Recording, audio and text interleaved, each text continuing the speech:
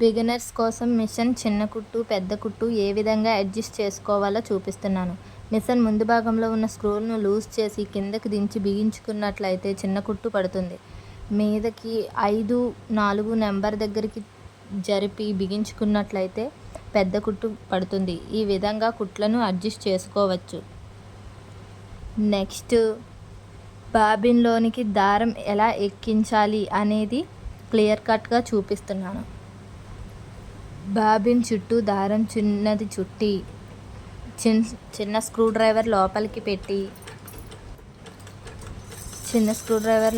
పెట్టి దారం ఒక చేతితో పట్టుకొని మిషన్ స్క్రోల్ చేసినట్లయితే బాబిన్కి దారం ఎక్కుతుంది.